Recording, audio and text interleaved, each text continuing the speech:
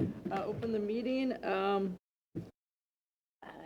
I get to be your person in charge tonight. Mayor Swadley is away from traveling tonight. And also our city clerk is away, but we have the illustrious Dave that's gonna take her place and do roll call and minutes. And Rodney's gonna do the technical stuff. So thank you both, Dave and Rodney, for filling in. I think the first item on the agenda is roll call, and I'll leave that up to Dave. Okay. Caravello? Here. Healy? Here. It's Hiley? Pardon me. Hirsch? Here. Hunt? Here. Jensen? Here. Legaki? Here. Mayuski? Here. Raff?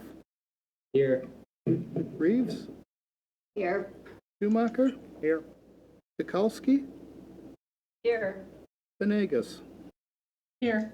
We have a quorum present. Excellent, thank you. The minutes and reports are in your packets.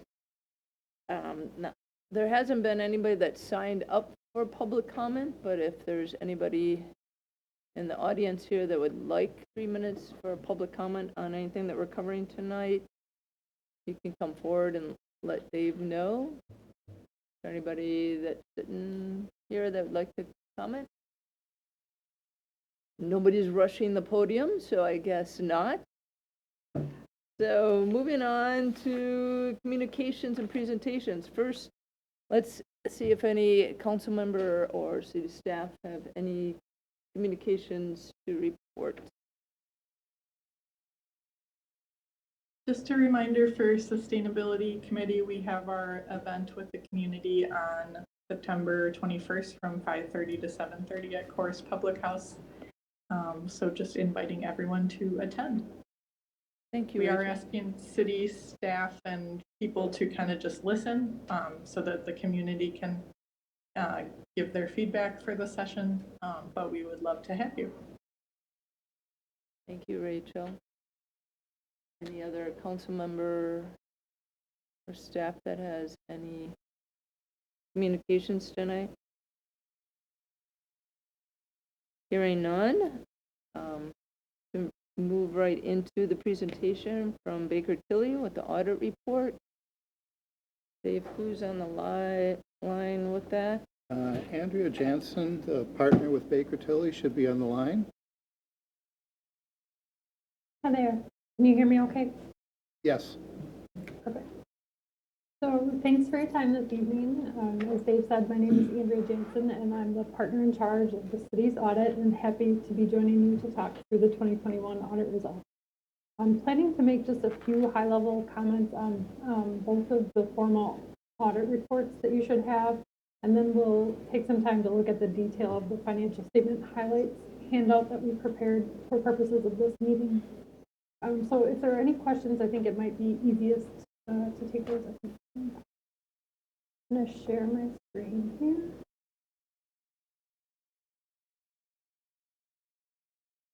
Are you able to see that? Yes. So before we get into the financial statements, just want to make a few comments on the audit fieldwork itself. It was a bit extended this year compared to what we've done in the past, just due to the transition in the finance director position at the city, as well as the implementation of a new accounting standard, GASB 75, related to OPEBs or other post-employment benefits at the city this year. So this is not necessarily a new accounting standard per se, but it's one that we've been monitoring along with the city since its effective date a few years back. Keeping an eye on materiality of those estimated liabilities, there's really two components that go into the standard as it relates to the city for health and life insurance benefits. And it was determined by city management to get these liabilities booked and disclosed in the current year. Similar to the pension standard a few years back, the impact of implementing this new standard is really more apparent at the fund level in the city's enterprise funds because they're on the full accrual basis. So the impact to the city funds is really at the government-wide level. The OPEB standards are pretty technical, but do mirror a lot of the pension standards. So I'm happy to dive deeper into the impacts of that statement in the financial statements if there's interest or questions at the end. But the other item that I really wanted to draw your attention to in the formal financial statement document is the independent auditor's report, which is at the front of the report. There was a new auditing standard this year that impacted some of the ordering of the information. If you were to look at this report compared to last year's, there was also some additional clarifications added in the responsibilities sections of the opinion. But overall, the grade or the opinion did not change since last year, and we were able to issue an unmodified opinion, sometimes called a clean opinion, which is the highest level of assurance that we're able to. So the other formal document that you should have received related to the audit is the reporting and insights document. And this document is largely made up of required communications, many of which are really similar to last year. So I guess if you haven't read through this document previously, I do think it provides some context related to the work that we do as part of the audit and can be helpful in understanding what types of things we're looking at to give you some context about our testing. A couple of the sections of this report that I wanted to highlight here. First, on page 6 of the report, the internal control matters section. We have reported a material weakness this year over financial reporting, sort of twofold. One, because we prepare the financial statements on your behalf, and also because we identified a material correcting entry during our audit work. The entry was basically a reclassification related to the ARPA funding, where some of the funds weren't spent by year end and moved them up to the balance sheet. So that was sort of a new issue this year. Also wanted to mention it's very common for municipalities of your size to have this type of finding. It isn't something that you necessarily need to address and correct, but it is something that we're required to report to. Page 7 of this document has some other comments and recommendations. These do not rise to the level of material weakness and just are more for your information and consideration. Moving ahead to page 12 of the report, we've got a link to our website that has additional information that may be of interest to you in your role as part of the governing body. And then the last section that I wanted to draw your attention to is really at the end of the report, starting on page 26. And this is the two-way audit communications section that is really intended to be a look ahead to the 2022 audit. So if there are matters that come to your attention that you think we should be aware of while we're planning for our next audit, or really at any time during the year, please do feel free to reach out. Our contact information is included in this report on page 21, and you're welcome to reach out to any of our team members to talk through your questions or concerns. So with that, we will move into the financial statement highlights for the year. And we will start on page 2 of this document, looking at the general fund of the city. And as a reminder, the general fund is the city's primary operating fund. And in this graph, we're really focused on the fund balance or equity, which is what you have left over when you take the city's assets plus your liabilities. So you can see at the top of this chart, your ending fund balance in the general fund for the year was about $7.3 million, and that's up from about $7 million last year. And then we look at this number by category. At the bottom of the chart, you can see your non-spendable fund balance is about $1.3 million, and the largest portion of that balance is related to non-current interfunds where the general fund is borrowing money primarily to your TIF district. And so while the general fund is borrowing those funds, they can't be spent on anything else. So it's labeled as non-spendable fund balance. Once those advances are repaid to the general fund, then that fund balance will shift categories up to unassigned. So the next category is assigned fund balance. This is pretty consistent with last year. If you wanted to check out the details of what made this up, you could find that on pages 53 and 54 of the financial statements. Assigned balances are really at the discretion of management and council, and they're earmarked for specific purposes. The largest portion of this $1.1 million balance relates to your payment in lieu of taxes or your pilot payment from the utilities to the general fund. So that's a 2021 revenue, but earmarked for spending in the 2022 budget, so it gets categorized as a. And then the last category in the chart is your unassigned fund balance of about 4.9 million, up from last year. And that is really funds that you have not earmarked for any specific purpose. And we'll take a closer look at that on the next chart. But before we get there, we did provide a summarized income statement for the general fund, just so you could see how you got from the total fund balance of 7 million last year up to the 7.3 this year. So you've got your actual results in the first column compared to your final budget. We had budgeted for a really, very close to balanced budget, and as a percentage, you came in very, very close to that plan. So that is good news. Nothing really significant or unusual to report. In the variance column, if you wanted to look at what makes up these summary amounts, you could find that starting on page 73 of the financial. So then moving to the next chart, we're still talking about the general fund, still talking about fund balance. We are comparing here your unassigned fund balance compared to your general fund budgeted expenditures. And comparing that also to your policy. So your policy range here is actually between the orange lines at 20% and the black line at 25%. And you can see your actual percentage is 34.3% at the end of the year. And in each of the last 5 years, you've come in over your policy.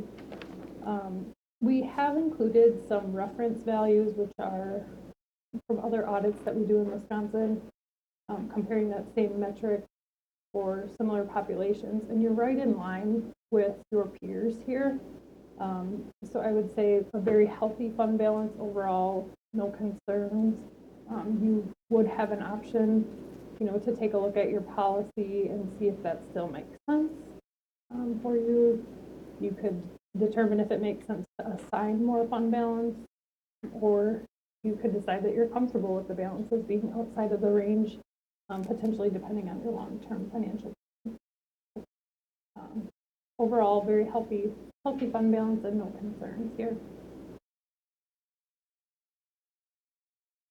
And then the last two charts that we're going to look at, we're going to switch gears and talk about your general obligation debt of the city. So in this chart, we've got your statutory debt limit, which is 5% of the city's equalized value in black, just over 67 million, compared to your actual general obligation debt here in green. That's about $35.5 million at the end of the year. You can see that the margin between your actual debt outstanding and your equalized value or your statutory debt limit is continuing to grow, so that is a good sign. And then under the chart, you can see that of that $35.5 million, it's largely related to your city funds.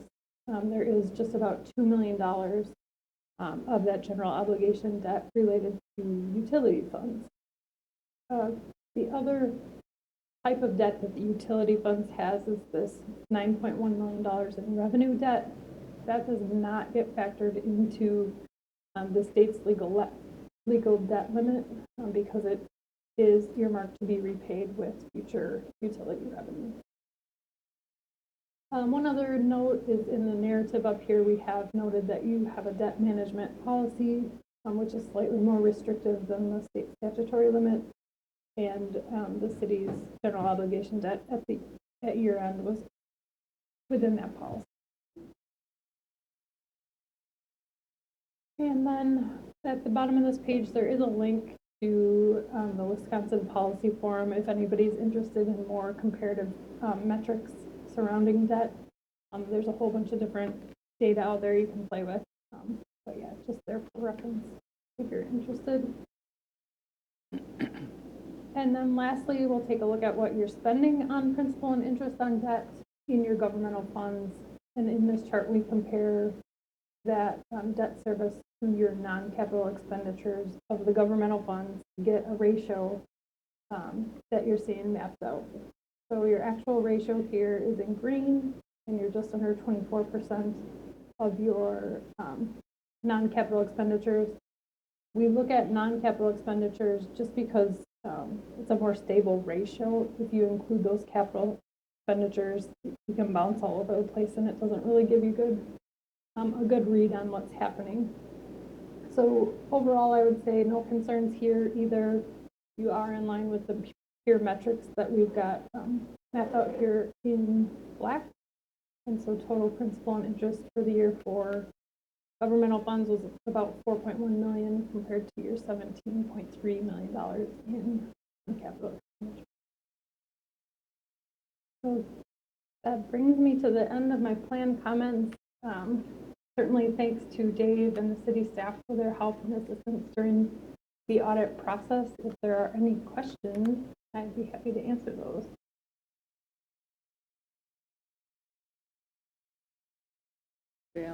Online have any questions?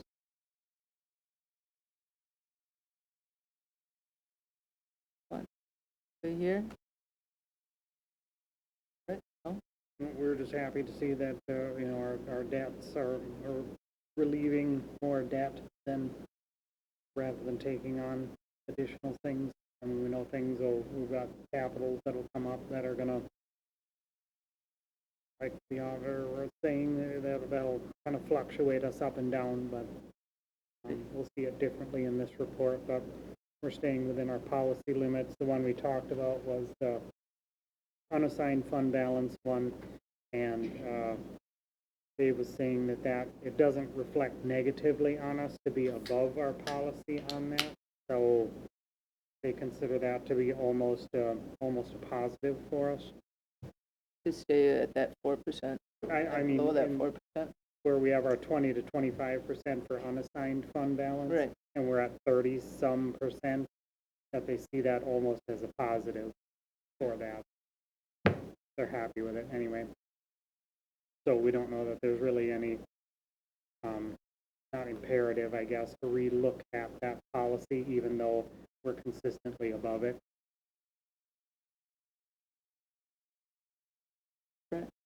I'm just wondering, you obviously are concerned with what's already taken place and can't see the future terribly well. But is there any formula or projection for what interest rates will do to the finance charge in the upcoming year? I don't have any predictions, Dave. I don't know if that's something that you've been monitoring. Well, the debt that we have issued already is set in term, so we don't have any variable debt out there. If you're looking to borrow in 23, which I'm assuming we will be, we're probably going to be borrowing at 4%. We were borrowing at 1.5%, maybe 2%. So costs are going up, but it's not shocking considering where rate of inflation is right now. Okay. And because when we've done our bond, when we put them out there, we put them out at market at the odd time of the week, the later day in the week or something like that. We can get the more competitive bids on it. So, I mean, I think those have really benefited us to do them that way in the last couple of years. So we've really gotten the best rates possible in the last few years, but this one is gonna be a lot uglier Yeah. than in years past. That's what I thought. I just thought maybe we had kind of a clearer idea, but I guess it'll be the day you offer them. It's gonna be, That's ouch exactly and it. ouch, Ouch and ouch. yeah. Okay. Anybody else have any comments or? Not hearing none. Thank you, Andrea. Thank you for all your work. Thank you, Dave.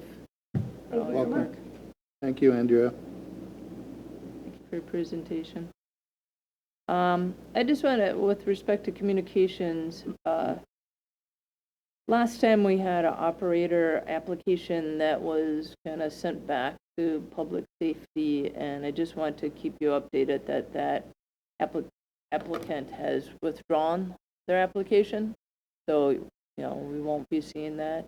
And then in the meantime, I think, Matt, you're working on kind of criteria of how to go about assessing new licenses that have been applied for, and with respect to different offenses that they may or may not have done. If you want to say anything more than that, Matt? Well, I think what we are preparing and will eventually bring to the council will be two things. One will be an outline of the process that applies to an application like that. The other thing that will probably be the more difficult part will be a framework that we can offer for you to consider, where you could make some policy decisions about what types, how you want to handle arrest and conviction record information, and whether you want to draw some lines about what would or would not be considered relevant in future cases. Thank you, Matt. And thank you, Public Safety, for taking this on. This has been kind of nebulous over the years. Moving on, we have the consent agenda. We have council minutes and operator licenses. And then also, just to kind of bring you up, there is a resolution with respect to recognition of two people from the League for Municipalities that have worked a lot with, us in getting things moved forward. So that was a good resolution for people that have worked on our behalf. Both Gail Sumi and Kurt Witinsky. Yes. Those Polish names, I can always get tongue-tied. So anyway, do I have a motion to approve the consent agenda? Second. Motion and a second by Greg and Jean. Moving on to old business, I just wanted to let you know, item number 6 regarding the American Rescue Plan. Regina, do you want to call all in favor? Oh, sorry. All in favor, say aye. Aye. Any opposed? Hearing none, motion carries. Thank you. Appreciate your Alder Lukaki. enthusiasm of getting this over. I know. Usually this is me jabbing the mayor, but there's nobody to jab me up here or whisper in my ear. So, thank you. Again, on the old business for the American Rescue Plan, I just wanted to keep you updated that the finance director, Dave, and Alderperson Reeves, and the mayor and I met with Jerry Went from the Community Foundation just to get more information on if we wanted to funnel money to them for them to put out proposals for nonprofits. They would be happy to do that. And they gave us a lot more information that we can share at our committee of the whole meeting. But I just want to let you know that we are moving forward. The second thing is just to kind of, next week we have another CIP meeting on Thursday. And so it might not be until October that we can have a committee of the whole meeting? Because I don't want you guys to have back-to-back CIP and committee of the whole with respect to ARPA funds. I think I want you guys to be fresh and alive and full of ideas when we meet. So, does October timeframe sound okay with you, like on a Thursday night? Does that work for most of you? Elder Reeves, do you have anything to add with our meeting? No, I think waiting a bit into October would make more sense, so we can have some time to give it the attention it deserves rather than feel like we're rushed. So I would be in favor of October. And the only other thing I would add is, and maybe you mentioned this, Regina, that if this would certainly be up to the council and her discussion at the committee whole, if we wanted to go the route. There's been no decision made at all about whether or not any funds would be allocated to the community foundation. That was just, we met to find out a little bit more about their parameters and their selection process, and we'll share some of that information to see if it's something that the council wants to consider, if any money is going to be allocated to not-for-profit, whether or not we'd want them to be a pass-through or something like that. Yeah. Yep. So no decisions are made. We just wanted to get more information, because I think after we listened to a number of the proposals, people had questions of how were we going to decide and how we're going to make it fair and how inclusive. And also to let you know, because we did not have a full list of all the nonprofits in Stoughton, Mayor Swadley is creating an updated list. So if we decide as a group to have some money to pass through the community foundation, they will invite all the nonprofits to participate, as opposed to just the ones that showed up and gave a presentation here, just to make sure that we're being as inclusive and open as possible. So that's that. And so now we move on to our second reading of Ordinance 17 of 2022. That is Phil.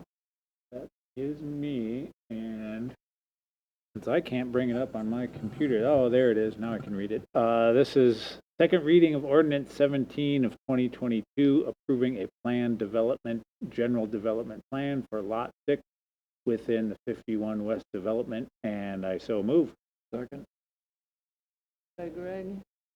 And as we went over at last meeting, this is a rezone from MR10, which was four-unit buildings. Originally was the plan for a total of 16 units, to 10 duplex buildings for a total of 20 units, changing from MR10 to TR6. Did the plan commission have any concerns or? Unanimously passed planning commission. Rodney, do you have anything that you want to add with respect to this? No, I think we covered it pretty well at the first reading, but certainly happy to answer questions. I think the applicants are also online if there's any questions for them. They are providing a secondary access off of Folk Opening Drive, somewhat as a request to the fire department to provide better access into this parcel at the full development stage. And I know they're working to fulfill the idea of how they service the buildings with sewer and water individually. Correct me out, do we have like a rendering of what these would look like, or? There we are. Thought I saw that. Okay. And I think we have a representative here if anybody has any questions. We had Anybody a pretty full online? discussion in plan commission for a few meetings on this one, so we got a lot sorted out, I think, over those couple of meetings, and satisfactory. Okay. Anybody that's not on plan commission have any questions? for either Rodney or the representative of this development?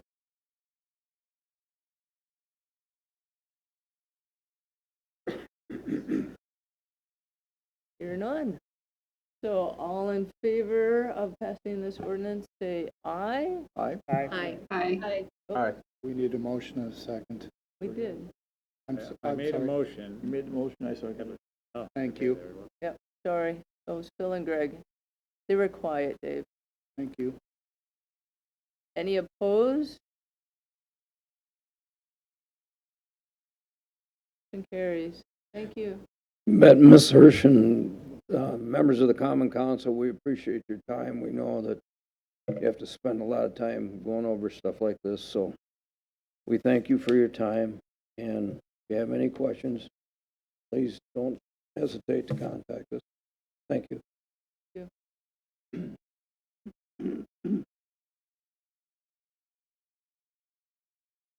So the next item on the agenda is council meeting date change due to the November 8th election. It was proposed that either we just have one meeting in November on the, I think it's the 22nd. 15th. 15th would be the third week. Right? Correct. That's Park and Rec has their meeting on that. Well, we do run into a problem going into the 22nd because property tax bills have to go out and we have to approve it so that Dane County can get the bills out. So the later we delay it, the more it causes problems. Okay, so it has to be on the 15th. So That's these other the recommendation, yes. options that are listed are not true options, is what you're saying. In my opinion, no. By delaying it from the 9th to the 15th, Dane County could work it, but if we go from the 9th to the 22nd, then you've got Thanksgiving week. That's going to cause some problems, I think. Right? Yeah, I would be in favor of going with just one meeting for the month on the 15th. And then we can always have another meeting if, call another meeting if something comes up and there's an emergency that needs our attention. So I would be all in favor of just having one meeting on it at 11:50. I'd make that motion. Lagaki, You made a motion. made a motion. First, I want to hear from Elder Tilkowski, seeing so it is Park and Rec. There was a motion on the Yeah, floor. there's a motion on the floor. Okay. Do I have you had a motion and a second? I'm not a second. I was going to speak about the option. Okay. Do we have a second? Tom, Tom, you'd yeah. second? Sorry, Tom. I did. All right. Now Elder Lagaki. So I thought the options, I know when they went out, it had a different time on the doodle poll as well. So my understanding was we were looking at either one meeting on the 15th or maybe doing two, and it could be the 8th. And then if we needed a second meeting that month, there is a fifth Thursday. We were considering the 29th. We can't do it on the 8th because that's the election day. Okay, That was the whole problem. okay. A lot of us are So busy. I too am in favor of the one meeting on the 15th, and if we need to add something, there is a fifth Thursday. Elder, Or Tuesday. Yep. We meet on Tuesdays, not Thursdays, right? been a long day, huh, Jean? Elder Tukolsky, do you have any ideas of how to handle the Park and Recs? Yeah, since the council is quite a few people and Parks is a much smaller group of people and it has been moved in the past, I think we can arrange that. Okay. I think this should take priority. Okay. I just wanted to honor you, that committee before we move forward. So we have a motion for just one meeting in November in November 15th, which is the third Tuesday of the month. Oh, Elder Reeves, I see that you have a little yellow hand up. Yeah, I was just going to suggest that I'm in favor of the meeting on the 15th, but if people could look at their calendars, and if there's a conflict on the 29th, I think it'd be helpful just to let the mayor and Regina know as soon as possible, because we always seem to have packed agendas, and I'd hate to be scrambling to try to get everything done. So if you can't be there on both the 15th and the 29th, I think it would be helpful just to let Regina and Tim know.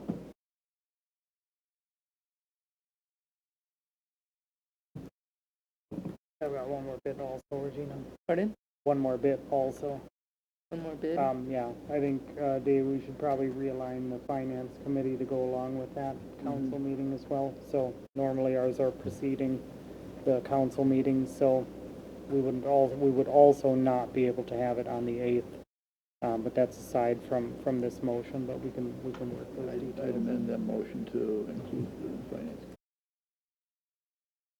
All right. So the motion, I don't know if people can hear you, Greg. I would amend the motion then to include finance. So the motion is to have meeting on November 15th, as well as finance on the 15th, and possibly if the agenda, we have an agenda of items, to also have a meeting on the 29th along with finance. And I'll second all that. Okay, and Brett second all that. You got that, Dave? Yes. All right. Any other discussion, comments? Mark your smartphone calendars now. All in favor, say aye. Aye. Aye. Any opposed? Motion carries. All right, on to Come new back to business. Clarification, didn't we have a motion to amend? Yeah, Yeah. that was the amendment, so we All gotta go right, back to the. so that was the amendment. Thank you. You're too far away. Usually the clerk's right here. So voted on the amendment. Now we'll vote on the whole, not really a resolution. It's just all in favor of the motion with the amendments, say aye. Aye. Aye. Aye. Any opposed? Carried. New business. R 181/2022, and Brett, this is you. All right, R 181/2022 is a resolution to amend the 2022 adopted budget for American Rescue Plan Act Fund. So moved. Second? Second by Fred. And I think this one is, the money's in, and the one for Stoughton Utilities based on their lead service replacement. And I think that just is squaring the budget up for that. Correct. The council had approved the expenditure in September of '21, but because it occurred in '22, we don't have it budgeted. We need to amend the budget so that everything ties out. Is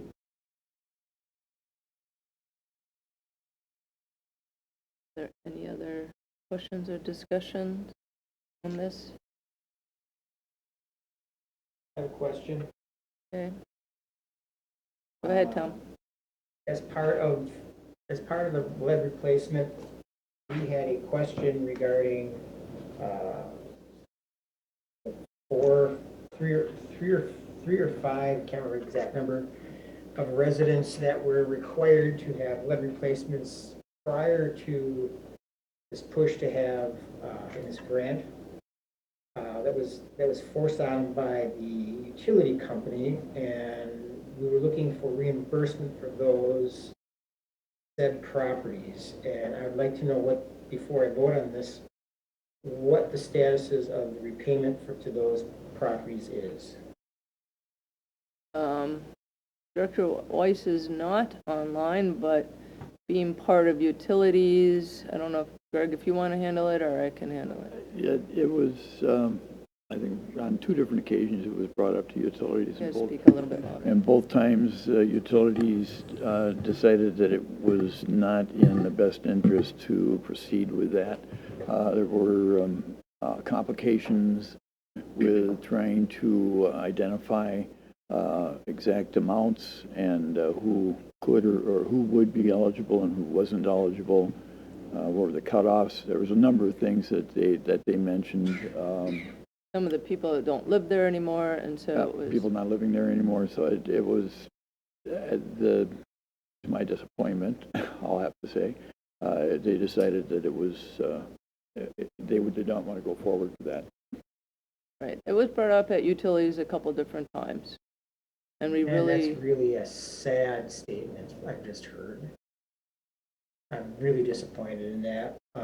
You know, utilities was great at identifying those properties and basically bludgeoning, for lack of a better word, those property owners into doing what they wanted, even though in a lot of cases it wasn't necessary. And then they can say, well, it's just too much for us to deal with. Well, you know what? It's a big organization. They have records. It could have been done and it hasn't been. I'm really sad about hearing that. Really disappointed. Really disappointed. It's a stain. That's what that is. It's a stain on their reputation.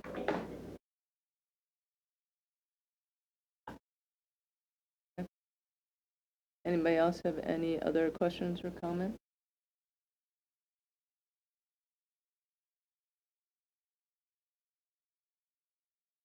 Regina, I'm sorry. I think overall the lead replacement was a hugely successful endeavor, and to make the entire city lead-free was a major accomplishment. It is unfortunate that some people who got early requests to do something, you know, couldn't be more clearly dealt with, but I don't think I see it as something that detracts significantly from the overall success. So I would say it was overall a very good thing. Thank you. It was a grand achievement. And Yeah, it certainly was. I'm not disputing that, as long as you were one of the people that got it done for what the cost of the grant was. And the people who were forced to do it beforehand, I'm sure they have a different opinion of that.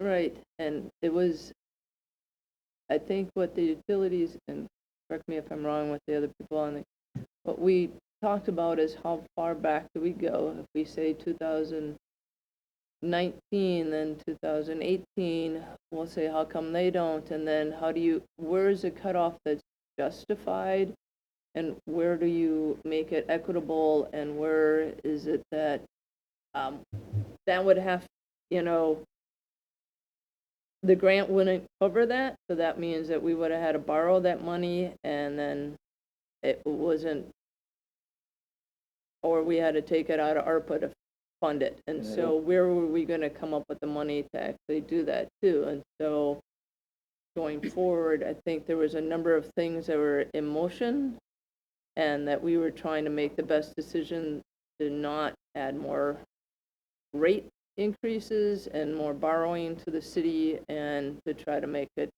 fair going forward. If I remember correctly, I think at the time, it was not clear whether ARPA funds would cover it or not. Pardon? I think at the time, it was not clear whether ARPA funds would not cover it or not.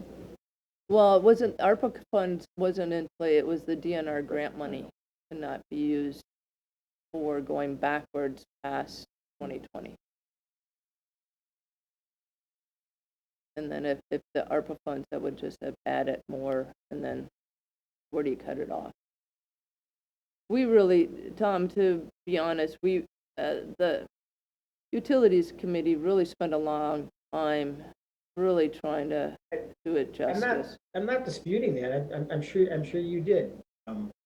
It's just it's a condemnation to utilities management on how they handled it originally is really what it comes down to. And I just want to bring it out. I want to make it public so that it's understood that, that utilities in the past has been a bully at times to their customers and to our constituents. And this was a prime example of it. And it's sad that we couldn't rectify at least a very small a small episode of their history of bad public relations and bad customer service at times. Well, hopefully that has improved going forward.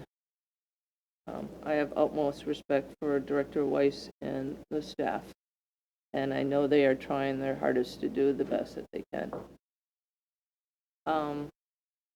So we have a motion on the floor with a second. Is there any other comments or? Seeing none, all in favor say aye. Aye. Aye. Any opposed? Any abstentions? Motion carries. Thank you. The next item on the agenda is R-182, 2022. Joyce, this is coming from you. Yeah, this is our 182, 2022, and we're introducing it on September 13th of 2022. It's a resolution by the Common Council of the City of Stoughton approving a utility license for Alliant Energy at Mant Park. And Parks and Recreation approved it unanimously, and I move to approve. Thank you. I'll second. Second by Phil. Okay, And Joyce. I do have some highlights of this resolution. Alliant Energy approached the city last year about acquiring an easement for natural gas line in Mant Park, and the gas line runs under the 4th Street Bridge and it lacks efficiency. An easement cannot be granted, but a license can, and so that's why this is a license. It's for an underground natural gas line, and the only object that would be visible would be a flush mount valve cover. And there in your packet, there's a photograph of that. The city may not construct building structures or other improvements in the easement, and the term of the license is 50 years. So there is a guest from Alliant Energy. I don't know if, I can't tell from the list of participants if Dan is here. No, Dan is not here, but Larry from Alliant is here. Right, yep. So if you do have other questions. Well, the other thing with this, Joyce as well, is that Dan worked closely with Alliant along with the master plan to make sure that their proposed placement doesn't interfere with the master plan. And I think according to the license, if in the future, for some reason, what we're planning does interfere with the line, that Alliant, at no cost to the city, would move it. That's what our understanding is. I don't get into that, but that's very common. Yep. It's very common that you... Yes, absolutely. So with that, does anybody else? Fred? What do you do with the old pipeline? Usually it's abandoned in place. Okay, you like seal it with Absolutely. concrete? We seal it up so that nothing can flow inside of it.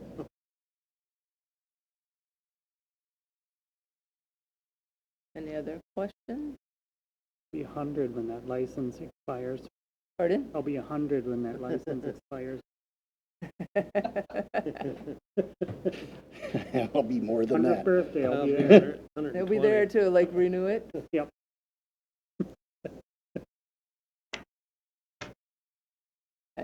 say that I won't be here. Anybody else have any questions? All in favor, say aye.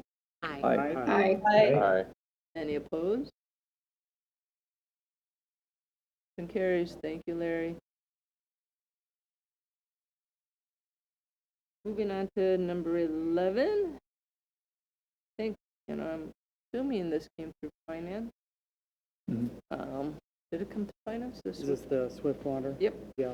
So if you want to introduce that one, We Brett. didn't have a resolution for it, but just gave Chief the authorization to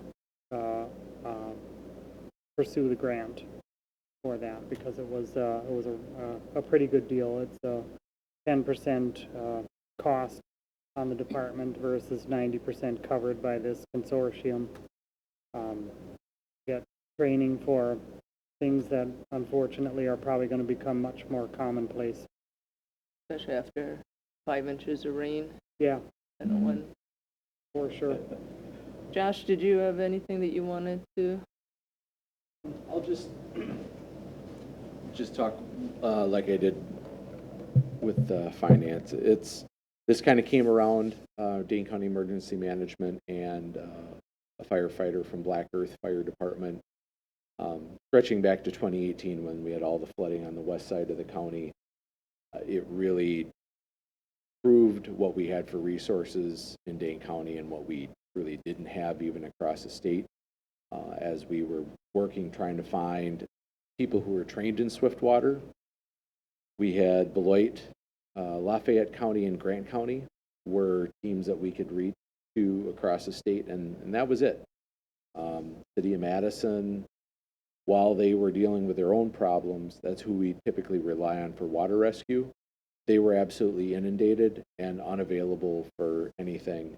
In addition, they didn't have anyone swift water. So this is really working toward a county-wide group approach to this particular item, in addition to other types of rescue things. So while we may get requested to send people to go help out somewhere, it'll be 2 or 3.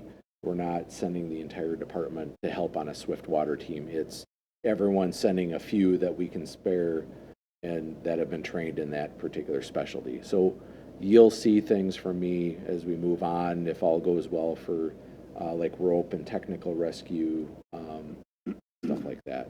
So. Do you have any questions? I think this is part of your CIP too, wasn't it? Or Yeah, so we've got, I've got money allocated in here. Prior to knowing about the grant, it was in plan for money in training in the operations side and money in capital budget. So it's already being figured into the 23 budget planning as it sits. It just gives us a better standing with it. So We won't have to do any resolutions to amend the budget. 20. hey, We hope. all in favor of getting money for swift water rescue? Say aye. Aye. Aye. Any opposed to getting money? Say nay. I'm sorry, I missed who seconded it. There wasn't we didn't present it as a resolution. Okay. All right. Whatever that was, not really a resolution, or just Authorization. it's authorization. To pursue the grant. Yep. Good luck on that. thank you much. Next item on the agenda is a budget. Our configuration. Number 12, I think this is you, Tom, R-183, 2022. Correct, it is. This is Resolution 183 of 2022. Recommendation for lane configuration changes to segments 3 and 4 of the Department of Transportation major project through Stoughton, Page Street, the whole avenue. And I so move. I'll second. Second by Greg. Tom, do you want to explain this? So what this is DOT has looked at the at projections for traffic through these segments, and they've actually lowered them from their original their original look at, and so they're thinking of switching from 2 lanes in each direction to being 1 lane in each direction with a center lane designated for turning.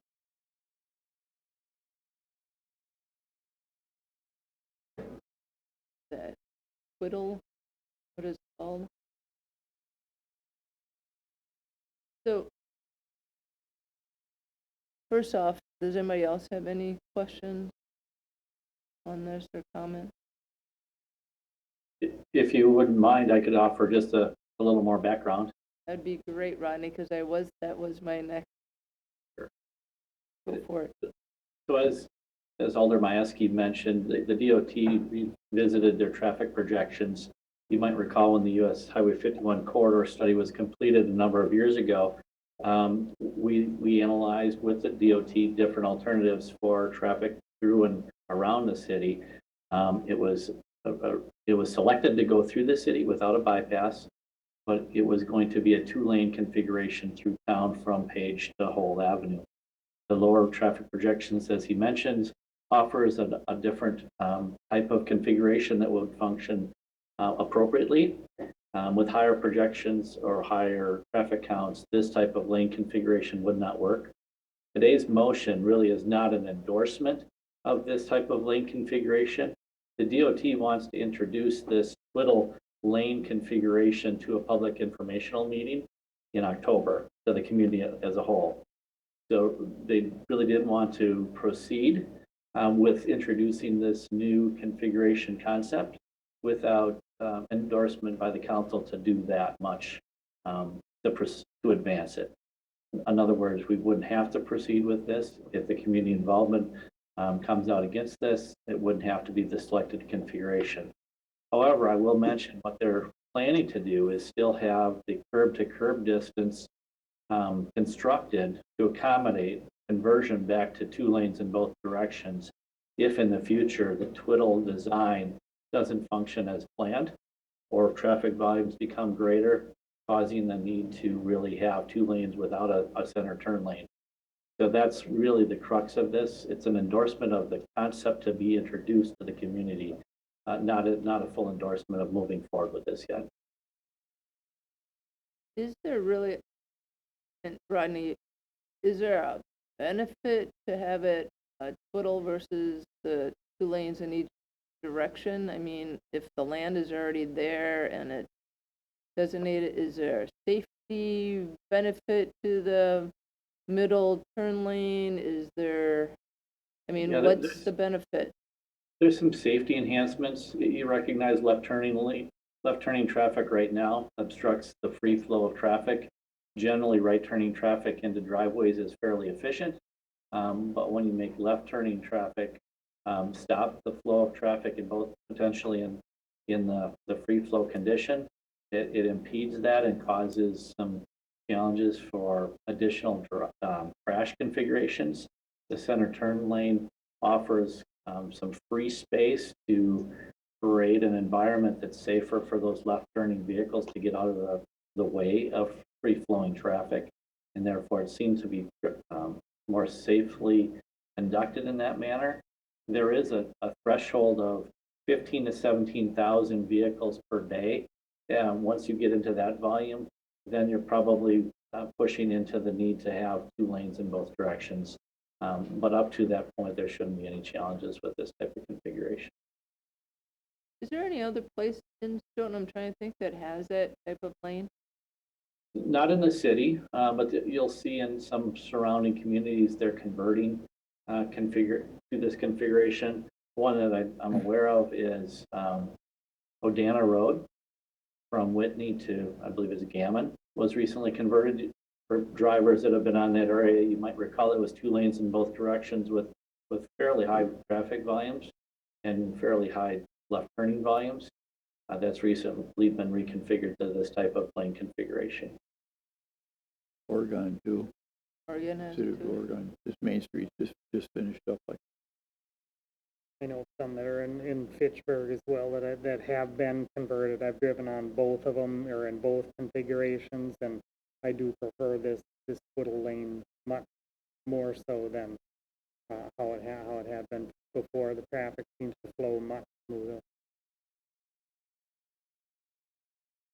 Anybody else have any questions of Rodney or Public Works? Please go, if the road stays the same width, but we're going from 4 moving traffic lanes to 3 moving traffic lanes, does that allow for a bike lane perhaps within that space or not? Yeah, there's certainly an opportunity to explore that. That's one of the things that we're looking at with the DOT. And they plan to be able to discuss that more at the public informational meeting if there's an endorsement from the council to advance this concept. Okay, I think that would be good. I mean, I always see a lot of kids on their way to River Bluff and the high school and things like that, and they're always on their bikes on the sidewalk. One thing I just will highlight, not all the way from Page Street will there be a wider sidewalk, but we are trying to work with the DOT to have a 10-foot wide shared use path or sidewalk, if you will, from Jurtson Street all the way out to and through the new roundabouts that are under construction now. So that will provide an off-road way avenue for that bikers as well, at least in that section. Okay. And that would go all the way up to Highway B eventually, right? Correct.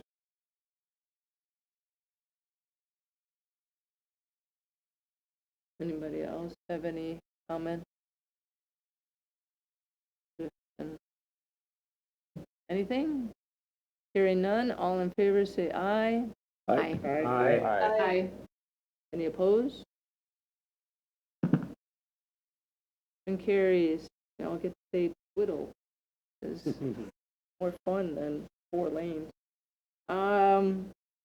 Next item on the agenda is R-184, 2022. Greg, I think this is you, right? It is, thank you. Resolution 184, 2022, authorizing and directing the proper city officials to issue a cigarette and tobacco products retail license to ENR Investments, Inc., DBA Vapes and Cigars, number 3, located at 1312 Hamilton Street, Suite 200. I would move for approval. Do I have a second? Second. Second by Joyce. Yep. I'm going to explain this one. Yeah, Public Safety recommended this on a 4-0 vote on 8/24/2022. There were no licensing issues. The chief had no issues with it. It met all of the legal requirements, so it's here for us to look at. Right. Going cross-country, it's probably by foot, not more than 4 or 5 minutes from the high school. Yeah. It seems like a style or type of enterprise that I wouldn't advise placing close to a high school. I would agree.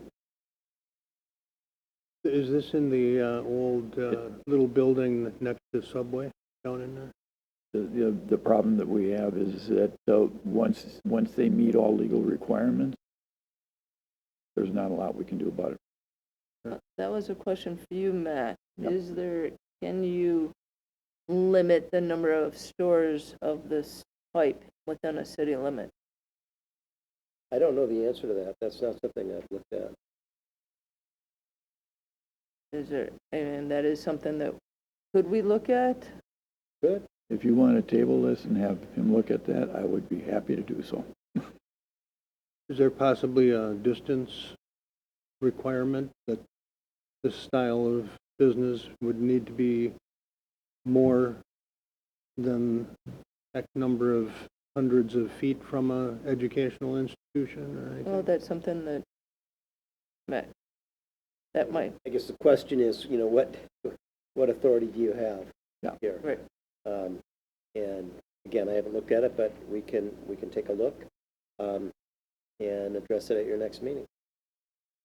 Would you like to make a motion to table it and send it back to public safety? Yeah, I would make that motion to table it and see if we could ask Attorney Dregney to check and see if there are any conditions that may not have been met for this style of business in that location. Are you tabling it and asking it to be sent to public safety, or just tabling it, awaiting an answer from the attorney? Well, I think returning it to public Just safety. me, all you need to do is just table it and bring it in and have the attorney's opinion brought back to the next meeting, because it really wouldn't need to come back to our committee then, because it's already gone past that. So if you're at this point, the decision is to the council whether they want to go forward with this or not. If we get additional information from the attorney, that would be sufficient. And then if that information, you want to send it back to public safety after Then we Matt can gives do you- that. You can do it. So you can table and then table if you so choose. And one thing you may need to be prepared for is it may be that we'll find that you have the authority to legislate in this area, but it may not be possible to apply a new set of rules to this pending application. And so I'm looking at this as kind of two different questions. One, what authority do you have with respect to this application to either deny it or attach conditions to it, for example? And what authority do you have to enact an ordinance, for example, that would limit the number or address the distance between establishments, the density, and things of that nature? I mean, is that kind of what you're looking for? Yeah, so it's kind of think so, twofold. Yeah. So I would say then just table it, awaiting new information from Attorney Dregney. Second. Table. And then because it's a table to Greg, we just immediately go into all in favor. We have no discussion. No discussion. So all in favor of tabling this to get, Hi, my name is Mohammed. Oh, Mohammed. Can I speak? what, It's up to you. sure. You have a couple of minutes to speak, Mohammed. I know this is your item. Yeah, this is my item. I was on the call. And thank you for considering that. And we bought the building, I went through the proper chain, and we're trying to develop that place where, I understand that tobacco, there's a station right across of me, and there's not even a mile away. There's a smoke shop, water on smoke. And I have several businesses. I'm in real estate and gas stations and other stuff. I do business, honestly, they have to be 21 to get in. There's no question. If they're minor, there's nothing to sell for minor. So we have strict policies for that. So I have a store in Monona.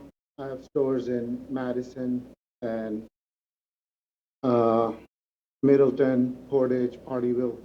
So I've been in business for 20 years, and you can look at the record, your neighboring cities, and I don't allow, those type of activities at my location or with my business. Thank you, Mohammed, for your input on this and for doing business in Stoughton. But we still have a table on that we need to vote on. So it's already done unless you're withdrawing it. No, I'm not. So all in favor of tabling and letting Matt do some work and get back to us next time, say aye. Aye. Aye. Aye. Any opposed? Thank you. Matt, you got some work to do? All right. Moving on to item number 14, R 185 of 2022. Joyce, this is you.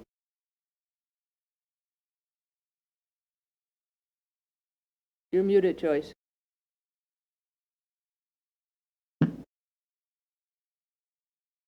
This is R 185, 2022 of September 2022. It directs the Director of Parks and Recreation to accept $225,000 in Department of Natural Resources Municipal Flood Control Grant Funds for river restoration.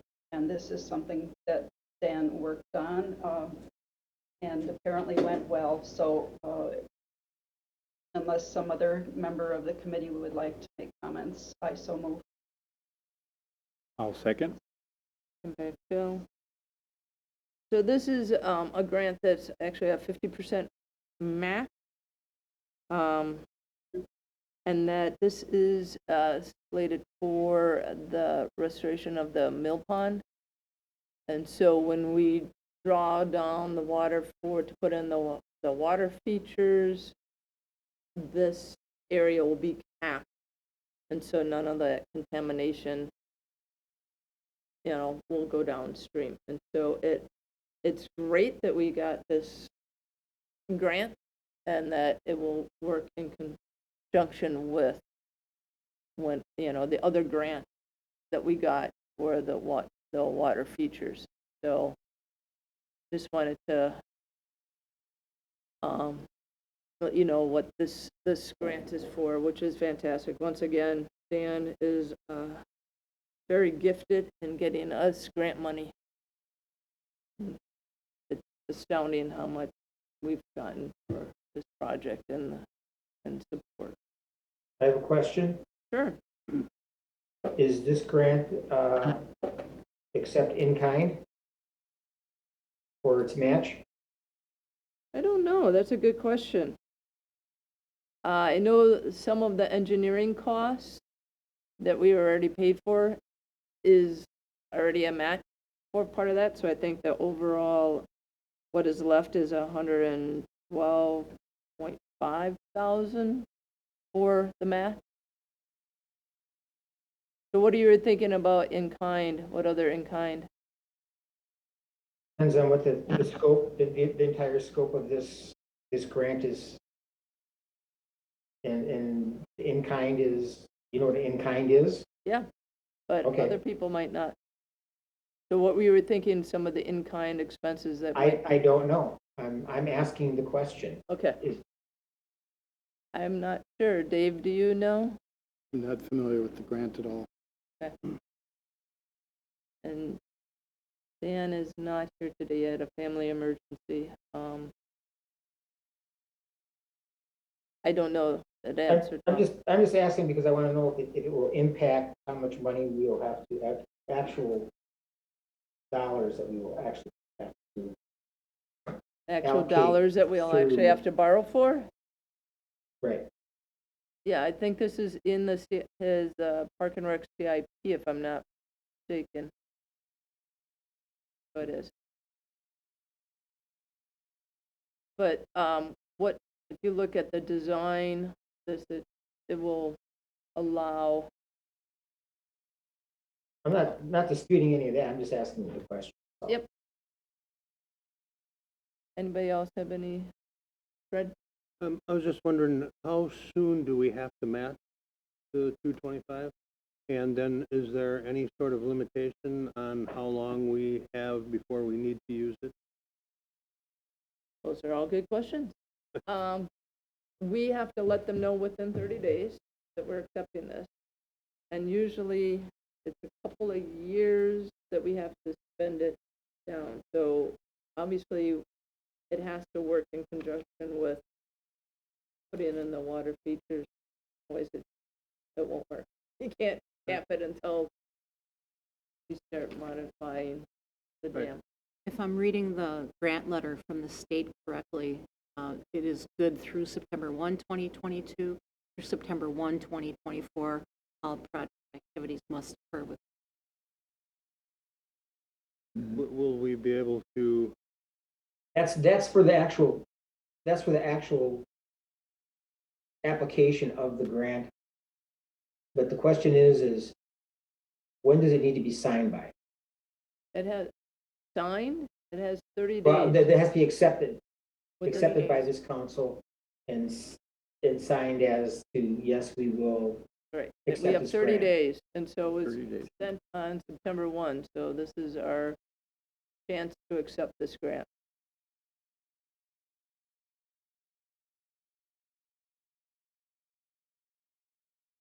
I guess what I'm concerned with is, will we be able to initiate the water park modifications, draw the water down, properly dry the surface area so that you can apply the cap? Well, what happens all is, within as the time it's frame. drying down, you put the riprap around it, and then as it dries, then you start to cap it. And so the most important thing as it's drawn down is riprap all the sides so things don't shift downstream. And then as it dries out, then you start to build up the cap. And then you put the native plantings and trails and everything on that. And we can meet that requirement? I mean, the 2 years that we I have? think so, and if we, and Rodney, you've been through these grants a lot too. If we're coming up against like some unknown reason that we can't make that deadline by September 1, 2024, as long as we have a plan in place and it's working towards that, do we get an extension? I'm not familiar with this particular grant program. We have been able to get a grant extension, I believe, from the WEDC grant as part of the Riverfront redevelopment project. I'm not sure on this particular one. Certainly, if there is any chance of it not being completed, we'd have to report that soon to find out whether that would be an option or not. But I know Strand already is working on, I mean, to apply for this, they already had to work on the engineering part of it. So I'm fitting it out along with the Point Water people. So that engineering study is what determined you needed the riprap first, and then? Yeah, that's part of, and Rodney, correct me if I'm wrong, that's all part of how we knew how much to apply for, because you had to have that kind of outline of what materials you needed and how much it was going to cost, right? Yeah, I think the preliminary engineering was assisted, part of the assistance in putting this grant application together. I didn't participate in doing so, but I believe that's why that was done early. Oh, good question. I was listening to what Mayor Alder Majewski was saying, and those are some good questions that I think we might want to get answered. I would hate to cut it as close, but we do have another council meeting on the 27th if we want to table for further questions. Okay, my question is, why would we want to reject grant money? I'm not saying I want to reject grant money. I'm saying I'd like some insight into the questions that were asked. Which were in kind, but we don't know what in kind and how much. I guess I'm trying to figure out. I'm trying to, unless you can, enlighten me why we do this. Why would we take a chance of losing $225,000? I'm not seeing it that way. I'm just reading that we have until the 30th. I think this is a great grant. If this project is going forward, I would appreciate Dan Glenn's perspective to some of these questions, and just like we tabled something, not that I want to put off. I think if we're going forward, this is a great opportunity. I would be in favor. These are good questions that I'm just thinking don't mean rejection, but rather they just mean a chance for them to get answered and maybe even better fully asked. Because can we go back and get Bill because of this grant and use it to its fullness? Can we use it for something in the past, but yet the grant is saying September 1st, 2022? So all of that are questions. I already said that part of the engineering cost that has already been spent can use as match. That's why it's only $112,000 that would be a match as opposed to 125. It just was a suggestion as we're No, I'm just deliberating and trying to asking figure out these what other questions. questions you need. You need to know if we need in kind, but yet we don't know what other in kind we're doing. And I'm just trying to figure out what questions, so when I talk to Dan, Mhm. what are we actually needing him to answer? Can we get the grant done in that period of time? Yes, because it's online with our phasing. Another question occurred to me. If we're using the previous engineering expense as a match, leaving us with 112,500 of the grant match to add to the grant, will that be sufficient for the actual riprapping and capping of the area? It's all been part of the budget, so they had to outline the whole budget. And so we already paid for the engineering, so that would be the match. So we would have sufficient remaining balance to do all of the riprap with? Yeah, I mean, that And, was part of it. Alder Reeves, you have your hand up.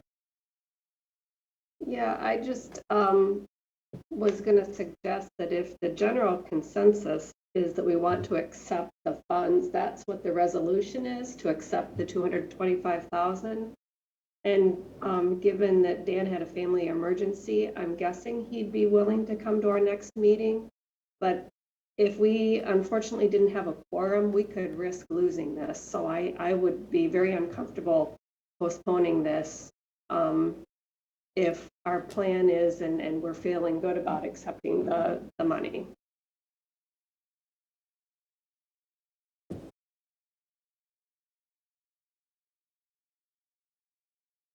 Would that suffice to have Dan come and explain any of your questions? I mean, if we accept it and you guys aren't okay with it, we can always withdraw the acceptance.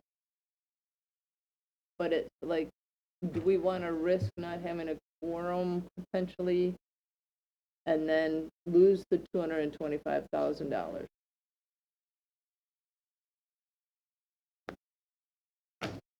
And I move to accept. We have to sort of back up. Were you making a motion? No, I was just asking. Okay. I just was putting an idea out there. If we had uncertainty on some of those questions, I just was saying there would be another council meeting, but there are those risks.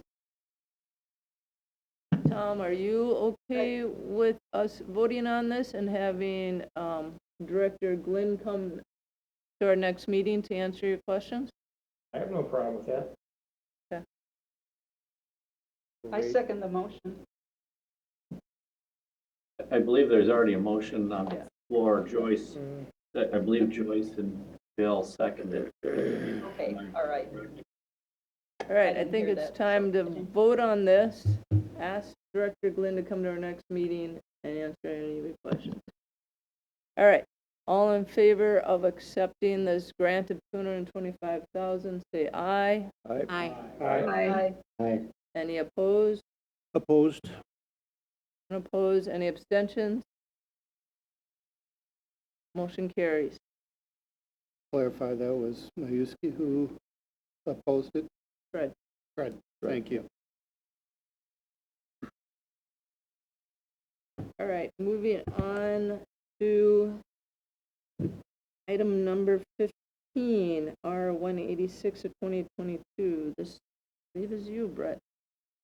R 186, 2022 is a resolution to accept the financial statements and management letter reports dated December 31st, 2021. So moved. Second. Second by Greg. This was the material that was presented on earlier in the meeting, and we accepted both pieces in finance tonight, unanimous.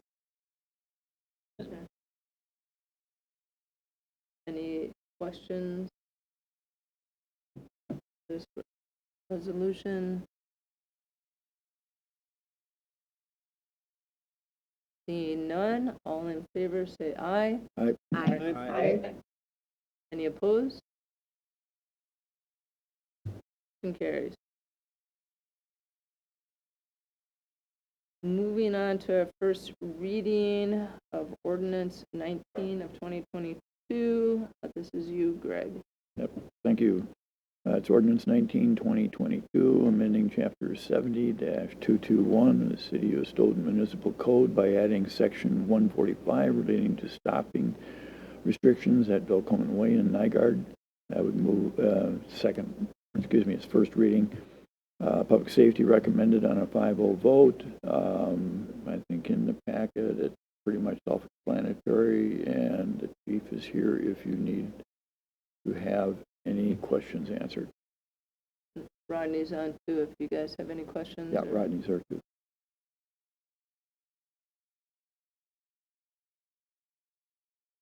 Anybody have any questions?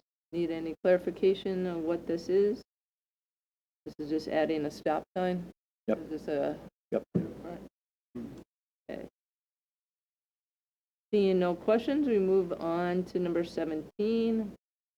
Greg, this is yours as well, ordinance. Yep. The agenda has it as US Highway 5. It should be 51. You're right. Note The agenda is wrong. But the packet is correct.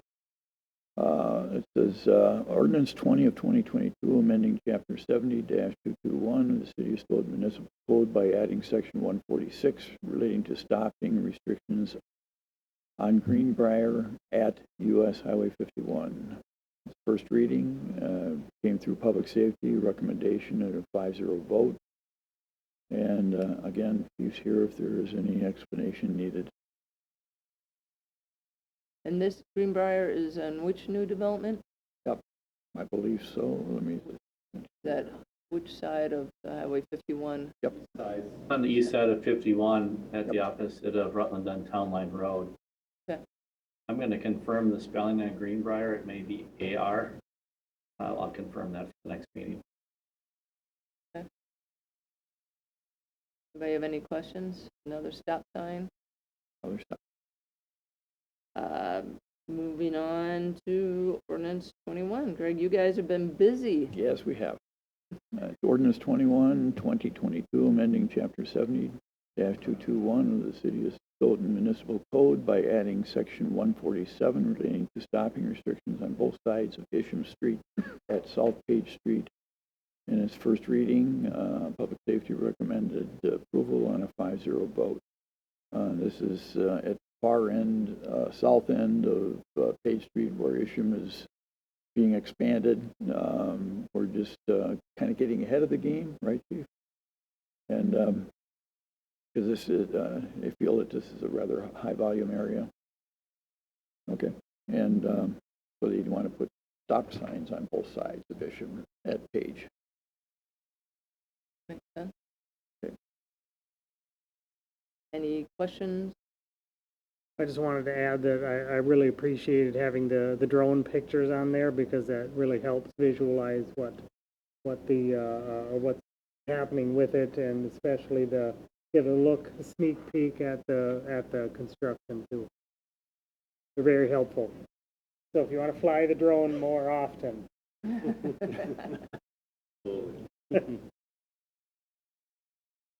Great. All right. Ordinance 22, Greg. Thank you. This is ordinance 22 of 2022, amending section 70-135, reserved EMS and city staff parking. This is the first reading, and Public Safety approved on a 5-0 vote. And as you can see from the picture, this is the area that's right over here. Next to the Opera House and Public Safety Building. And it just set it up as a restricted area for city vehicles. Okay. Good. Any questions on this one? Right. Would that affect the spaces used by the coffee cup No. clientele? No. Just closer to the... No. Just if you look at the picture there, you'll see the yellow lines. It's only in that strict area.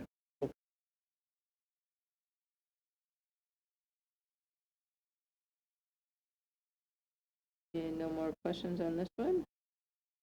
Last one, Greg, number 23. Thank you. Ordinance 23 of 2022, amending Chapter 70-176, City of Stoughton Municipal Code, relating to no parking anytime on both sides of Glacier Moraine Drive. First reading, Public Safety Committee recommends a 5-0 vote.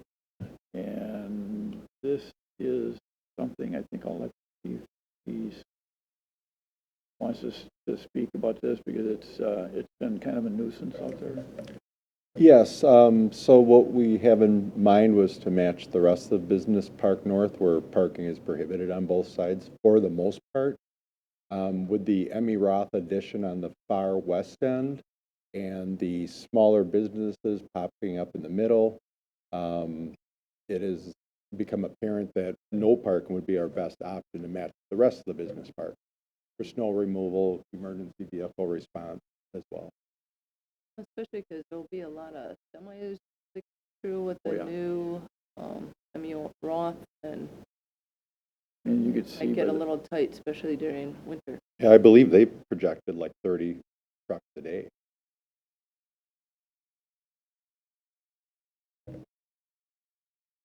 Get ahead of the game. Thank you. Did Simply Roses add in to their parking lot? 'Cause I know that, like especially in their peak season times, that sometimes they overflow their parking area a little bit. I'm sorry, which one? The Simply Roses, the one closest. Oh, with their holidays like Yep. Valentine's Day, for instance. I think with their new facility, I can't speak 100% to it, but it does hold a lot more. They used to be on the south side, and I remember that there was an issue down there. Okay, thank you. There questions or concerns? Seeing none, we'll move on to Resolution 187. I believe this is you, Tom. All right, this is Resolution 187-22, discuss and approve revised language to the City of Stoughton sidewalk installation policy for the city. And was approved 5-0 by Public Works. I so move. Second. Second by Brett. All right, so basically what this is we're just requiring that before planning can go forward on projects where it has been decided that sidewalks are only going to be on one side of a roadway or the other, or no sidewalks, whatever it may be, that it be approved first and run through Public Works before it proceeds on to the planning stage of engineering. And instead of saying may, we're saying that it should be shall, which means that they will have to come through before it happens. Otherwise, we can run into problems down the road as we have had this year.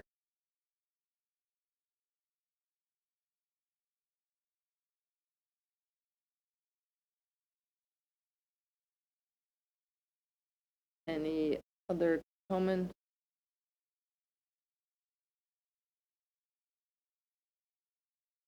As I'm reading this, the changes from will to shall, which I don't know if there's a legal distinction between those two words. Absolutely, there is. Between may and shall. Okay, Tom, you had and said shall. may, but the word is will. Well, you can call whatever you want. The legal term you need to use is shall. I think what Ben was saying is that actually in the resolution it said guidelines will, not may, and it's moving to shall. So he was just saying, clarifying that it was will to shall as opposed to may to shall. So. In either case, it needs to be shall. Yeah. Well, it does coincide with all the other language in that resolution. Matt, do you have any comment? Thank you for wordsmithing that, Tom. Is there any other comment? suggestions on that? Hearing none, all in favor say aye. Aye. Any opposed? Any abstentions? Motion carries. Thank you, Tom, for bringing that up. The next item, and actually the next two items, have to do with some legalese that are best to do in closed session. So I guess I would entertain somebody to read both of those closed session statutes so we can move into closed session. Thank you, guys. All right, I will make the motion to move into closed session based on state statute 19.85, paren 1, paren E, deliberating or negotiating the purchasing of public properties, investing in public funds, or conducting other specified public business whenever competitive or bargaining reasons require a closed session, and also state statute 19.85, paren 1, paren G, conferring with legal counsel for the governmental body who is rendering oral or written advice concerning strategy to be adopted by the body concerning litigation in which it is or is likely to become involved. So moved. Second. Second. Do we need to do a roll call? Yeah. Pardon? Yes. Yes, Yeah.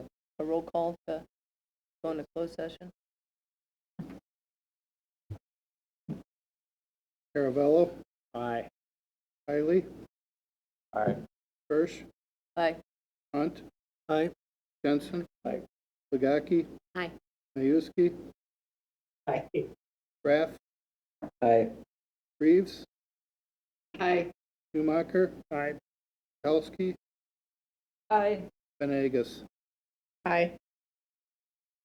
All right, give us some time to get WSPO off. I need to stretch legs.